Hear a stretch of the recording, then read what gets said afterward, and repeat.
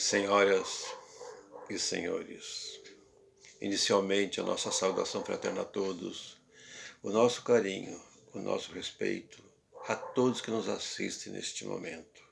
Rogamos ao Mestre Jesus que ilumine o nosso pensamento e nos conduza nessa nobre tarefa que é falar em seu nome.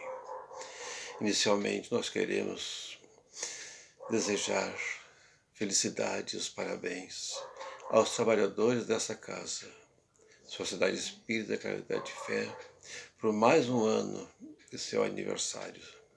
Temos a certeza absoluta que os fundadores dessa casa, os trabalhadores que por aqui já passaram, estão felizes na noite de hoje e durante todo este mês de setembro que se comemora mais um ano desse posto de trabalho. Porque um centro espírita é uma luz na escuridão, é um oásis no deserto. Então, parabéns a todos os trabalhadores e frequentadores desta casa. O nosso tema do dia de hoje, o papel da doutrina espírita neste período de pandemia. Hoje, a humanidade terrena está na casa de 7 bilhões de habitantes. E muitos desses bilhões de habitantes ficam se perguntando onde está Deus, que permite esta epidemia, que muitas perdas de pessoas amadas, mortes prematuras, deixando as famílias em desespero. E Allan Kardec, logo no primeiro livro da codificação, a pergunta número 1 do Livro dos Espíritos, ele questiona, ele pergunta, que é Deus? E os sábios benfeitores espirituais respondem, é a inteligência suprema, causa primeira de todas as coisas. Então, se Deus permitiu que a epidemia chegasse até nós, neste final de ciclo do nosso planeta Terra, deve ter um bom motivo, uma boa razão para curar as enfermidades da alma, para terminar um pouco com o nosso egoísmo, nós imaginarmos que somos muito mais do que o outro. E desta vez, pegou todo o planeta Terra, independente da cor, da raça, do credo, do poder aquisitivo, exatamente para nos mostrar que somos iguais, que não há privilégio na vida, não há privilégio na vida de ninguém. Perante o mundo espiritual, todos nós somos iguais. Mas a história registra que a partir do ano de 1900, que quem nasceu nesta época de 1900, com 14 anos, já enfrentou a Primeira Guerra Mundial. E tinha 18 anos quando terminou. E nesta guerra, 22 milhões de mortos. Logo depois, uma pandemia mundial, a gripe espanhola, com 50 milhões de pessoas mortas. Quando com 29 anos sobrevive à crise econômica mundial, a maior de todos os tempos, a Bolsa de Nova York, causando inflação, desemprego e fome.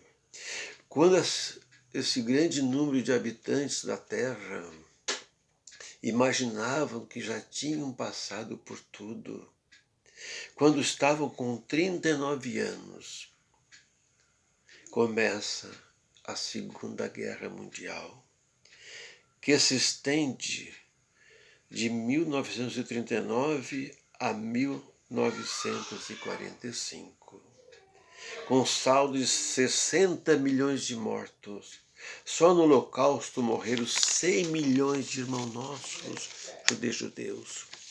E quando a pessoa estava com 52 anos, começa a Guerra da Coreia. Pensava-se, bom, agora não vai ter mais guerra.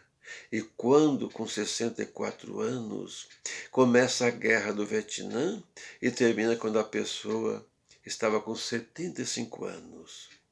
Então, muitos que nasceram a partir de 1985 pensavam que seus avós não fazem ideia como é difícil a vida, mas eles sobreviveram a várias guerras. Então, no momento atual, em pleno século XXI, estamos nos encontrando com todas as comodidades, no mundo novo, no meio de uma nova pandemia. A gente reclama porque várias semanas devemos ficar confinados em nossas casas. Mas temos eletricidade, temos o celular, temos comida, temos água quente e um telhado seguro para nos proteger das intempéries. Hoje reclamamos porque temos que usar máscara para entrar no supermercado. Mas acaso não existe. Nós vamos encontrar no capítulo 3 do Evangelho segundo o Espiritismo, o capítulo que nos fala sobre as moradas. E Allan Kardec abre este capítulo nos dizendo que não se turbe os vossos corações. Crede em Deus, crede também em mim. Há muitas moradas na casa de nosso Pai Celestial. Então a casa do Pai é todo o universo. E na presente existência, nós estamos tendo o privilégio de habitar este plano de provas e expiações, porque não tivemos condições morais de habitar mundos melhores, mundos regeneradores, porque não existe privilégio.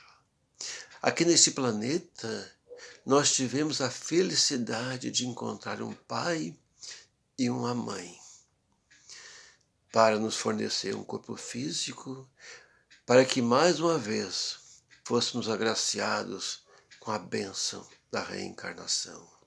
Tivemos a felicidade, porque se analisarmos detidamente o capítulo 18 do Evangelho, ficamos a nos perguntar: por que Allan Kardec colocou muitos foram chamados, por que não colocou todos?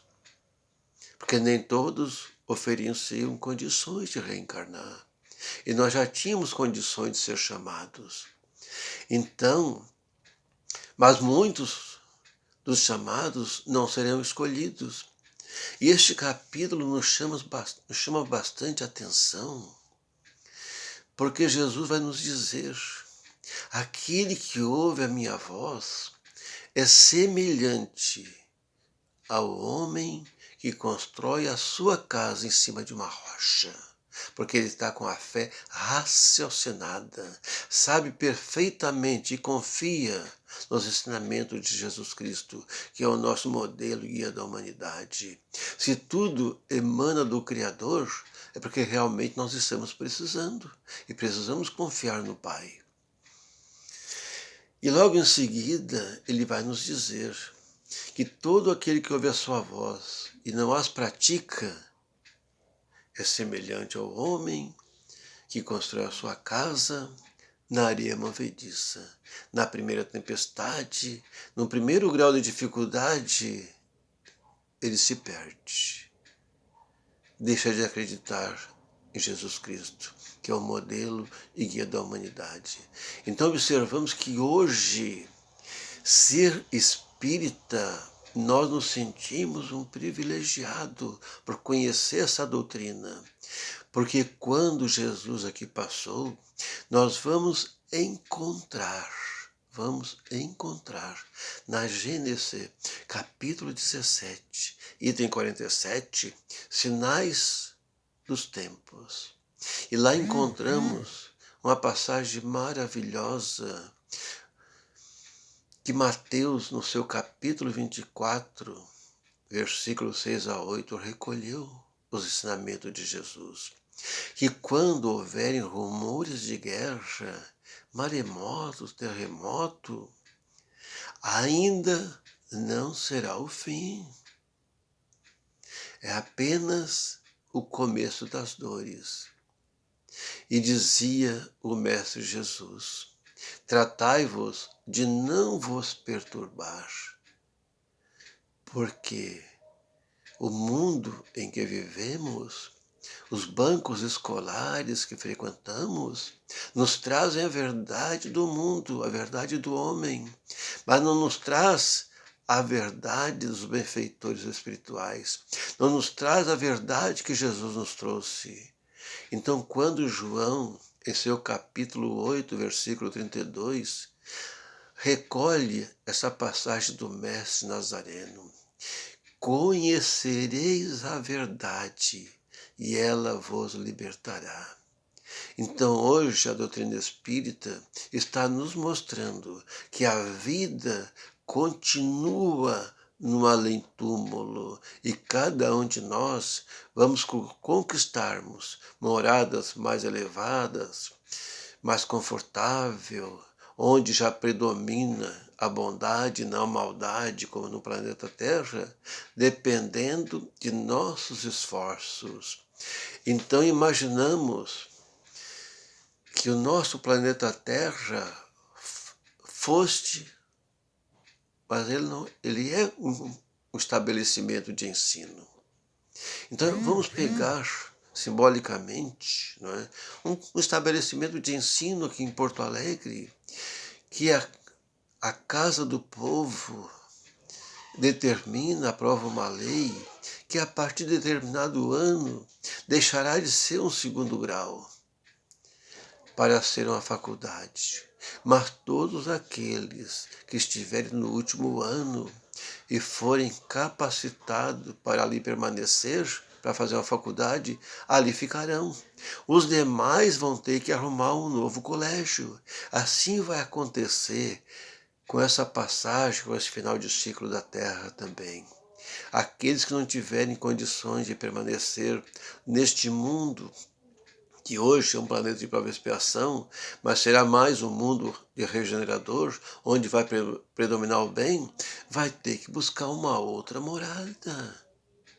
Então, a doutrina espírita nos explica tudo isso, e não há nem uma injustiça na face da terra. Aos olhos dos homens poderão haver alguma injustiça, mas aos olhos de Deus não há injustiçado.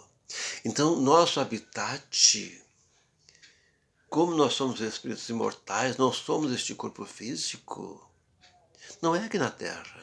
Aqui nós somos passageiros, mas enquanto não adotarmos o Evangelho do Cristo para nortear nossas vidas, buscando nos conhecer um pouco mais, de onde viemos, para onde vamos, o que estamos fazendo aqui na Terra, ou seja, precisamos nos conhecer um pouco mais, tal qual nos diz Santo Agostinho, lá no complemento da pergunta 919 do Livro dos Espíritos, o que o homem poderia fazer para resistir ao arrastamento do mal? Um sábio da antiguidade vos disse: conheça-te a ti mesmo. Então nós precisamos nos conhecer, de onde viemos, para onde vamos, porque aqui estamos. Então o objetivo da reencarnação é para que cada um de nós possa dar a sua contribuição para um mundo melhor. Ainda buscando o Evangelho, este roteiro imortal para a nossa evolução, nós vamos encontrar no capítulo 6 do Cristo Consolador, no item 3, essa passagem de João 14, que ele vai nos dizer as palavras de Jesus: se me amais, guardai os meus mandamentos, e eu rogarei ao Pai que enviará um outro Consolador, que ficará eternamente convosco, que é o Espírito de verdade, que o mundo ainda não conhece, mas vós o conhecereis, porque ficará eternamente convosco. Então hoje a doutrina espírita é o cristianismo redivivo, é trazendo de volta os ensinamentos de Jesus. Então, o nosso modelo e guia da humanidade é o Mestre Nazareno. Não é a sociedade em que nós vivemos. A sociedade está enferma, porque todos nós que reencarnamos neste plano de provas e expiações, como está no item 6 do capítulo 3º do Evangelho, somos enfermos. Por isso que a Terra é considerada um grande hospital, um grande presídio, e não se manda para os hospitais aquele que não está enfermo, não se manda para os presídios aqueles que não são rebeldes. Então, nós somos tudo isso. E quando estivermos curados de nossas imperfeições, por nossos merecimentos, vamos ter alta deste grande hospital. Enquanto isso, vamos continuar trabalhando, adotando a doutrina do Cristo para a nossa evolução espiritual. Então, a nossa sugestão, a nossa mensagem que nós queremos deixar, que nós espíritas que abraçamos essa doutrina para a nossa evolução espiritual, devemos ter alguma postura antes de verbalizar os nossos pensamentos. Quem sabe vamos pensar melhor. Eu gostaria de ouvir o que eu tenho a dizer para o outro. Se eu não gostaria de ouvir, por que eu vou falar para que ele tenha que ouvir? Onde está o respeito com o nosso semelhante? Se quando Jesus sintetiza os 10 mandamentos em apenas 2, amar a Deus sobre todas as coisas e o próximo como a si mesmo. Nós temos que amar e respeitar o nosso semelhante e só fazer ao outro aquilo que gostaria que fosse feito para cada um de nós. Então hoje a postura do espírita deveria ser trabalhar mais e reclamar menos. Se ocupar mais e se preocupar menos, porque a cabeça vazia e as mãos desocupadas vai ao encontro da pergunta 459 do Livro dos Espíritos. Exerce influência os espíritos de nossos pensamentos muito mais do que vos imaginais. São eles que vos dirigem. Então vamos nos permitir ser dirigidos, mas dirigidos por Jesus. E assim nós encerramos a nossa conversa na noite de hoje, rogando ao Mestre Jesus que tenha misericórdia de toda a humanidade. E vamos orar, principalmente para aqueles que ainda não conhecem Jesus como nós conhecemos. Porque nos dias atuais, e com o conhecimento que já adquirimos, não podemos mais dizer, eu não sabia Jesus. Muita paz a todos e que Jesus ilumine os nossos pensamentos e nos ensine a viver e confiar em seu coração. Que assim seja.